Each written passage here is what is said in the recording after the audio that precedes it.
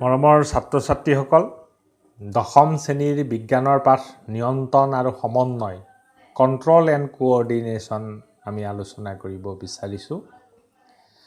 তোমালোকে জানা, আমাৰ চকুত যেতিয়া উজ্জ্বল পোহৰ পৰে আমি চকু জপাই দিওঁ। এই কাম অটোমেটিক হয়। গৰম বস্তুত হাত লাগিলে আমি হাতখন হঠাতে কচাই আনো। এইবিলাক হ'ল জীৱৰ চলন। পৰিৱৰ্তিত ব্যৱস্থাত নিজকে সচকিত কৰিবলৈ জীৱৰ নিয়ন্ত্ৰণ আৰু সমন্বয় ব্যৱস্থাৰ প্ৰয়োজন। অকল যে প্ৰাণীৰে চলন আছে তেনেকুৱা কথা নহয়, উদ্ভিদৰো চলন আছে। ই ওখ হয়, ডাঙৰ হয়।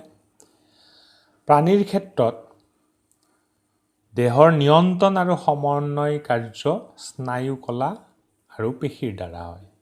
বাহ্যিক পৰিৱেশৰ সকলো বাৰ্তা বা উত্তেজনাসমূহ অনুভৱ কৰিবলৈ আমাৰ দেহত এবিধ বিশেষ কোষ থাকে। ইয়াক সংবেদী স্নায়ু কোষ বোলে। সংগ্ৰাহীবিলাকে দেহৰ সংবেদনশীল অংগ, অন্তঃকৰণ, নাক, জিভা আদিত থাকে। এতিয়া প্ৰশ্ন হ'ল, আমাৰ দেহত স্নায়ু প্ৰেৰণা কি ধৰণে প্ৰেৰণ কৰা হয়? ডেণ্ড্ৰাইটবোৰে নিকটৱৰ্তী কোষৰ পৰা স্নায়ু বাৰ্তা বা উদ্দীপনা সংগ্ৰহ কৰে।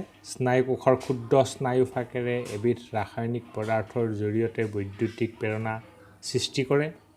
এই বৈদ্যুতিক প্ৰেৰণা ডেণ্ড্ৰাইটৰ পৰা দেহ কোষলৈ আৰু পাছত এক্সনৰ মাজেদি ইয়াৰ শেষ প্ৰান্তত আন এটা স্নায়ু কোষলৈ প্ৰেৰণ কৰে। নেক্সট কুৱেশ্যন হৈছে, চাইনেপ্স কি? এটা স্নায়ু কোষৰ এক্সন আৰু ইয়াৰ নিকটৱৰ্তী কোষৰ ডেণ্ড্ৰাইটৰ মাজৰ সংযোগী পথেই হ'ল চাইনেপ্স। স্নায়ু কলাবোৰ কিহেৰে গঠিত? স্নায়ু কলাবোৰ স্নায়ু কোষ বা নিউৰনৰ দ্বাৰা গঠিত। আৰু এই নিউৰনবোৰৰ মাজেদি বৈদ্যুতিক প্ৰেৰণাৰ স্নায়ু অনুভূতি দেহৰ এটা অংশৰ পৰা অন্য এটা অংশলৈ প্ৰেৰণ কৰা হয়। স্নায়ুতন্ত্ৰৰ চলন বা ক্ৰিয়াসমূহ আমি তিনিটা ভাগত ভগাব পাৰোঁ: প্ৰতিক্ৰিয়া, ঐচ্ছিক ক্ৰিয়া আৰু অনৈচ্ছিক ক্ৰিয়া। এতিয়া আহিলোঁ, প্ৰতিক্ৰিয়ানো কি?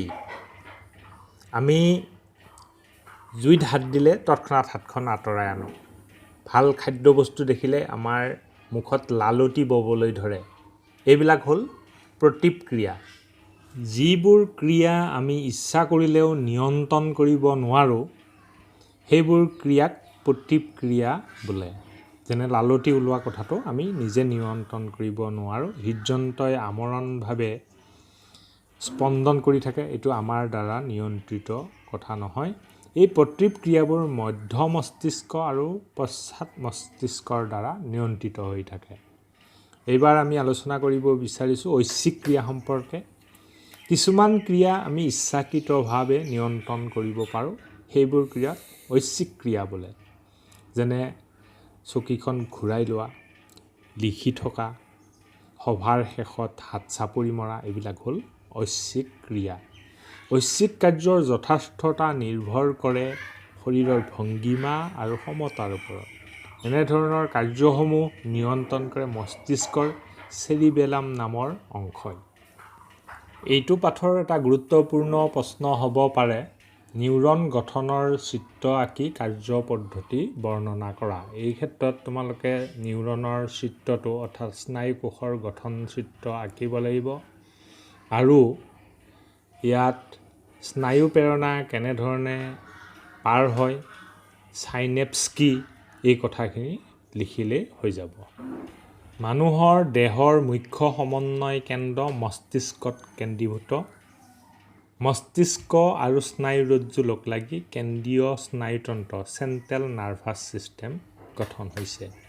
মগজু, যাক আমি ব্ৰেইন বুলি কওঁ, ব্ৰেইনৰ মূল অংশ হ'ল তিনিটা: প্ৰমস্তিষ্ক ফ'ৰব্ৰেইন, মধ্য মস্তিষ্ক মিড ব্ৰেইন আৰু পশ্চাৎ মস্তিষ্ক।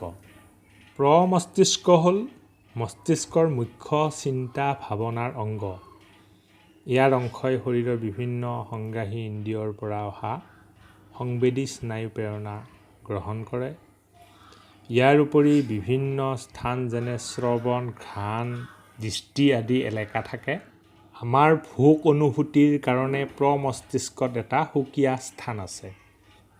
আকৌ সাধাৰণ প্ৰতিক্ৰিয়া যেনে চকুৰ মণিৰ আকাৰ সলনি কৰা, চকীখন ঘূৰাই দিওঁতে চিন্তাৰ অনুভূতি আদি কাৰ্যত আন এবিধ পেশী চিন্তা নকৰাকৈ চালিত হৈ থাকে। এনেধৰণৰ অনৈচ্ছিক কাৰ্য মধ্য মস্তিষ্ক আৰু পশ্চাৎ মস্তিষ্কই নিয়ন্ত্ৰণ কৰি থাকে। তোমালোকে চাৰ্কাছত দেখিছা যে এডাল ৰছীৰ ওপৰেদি খোজকাঢ়ি যোৱা, চাইকেল চলোৱাৰ কথা বা আমি পেঞ্চিলডাল ধৰাৰ কথা চিন্তা কৰোঁ।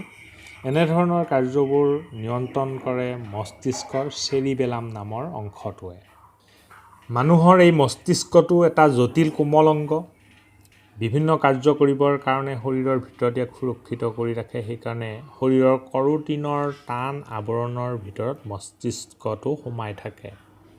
কৰোটিৰ বাকচৰ ভিতৰত মস্তিষ্কটো লোপথুপীয়া ধূসৰ দ্ৰব্যৰে গঠিত।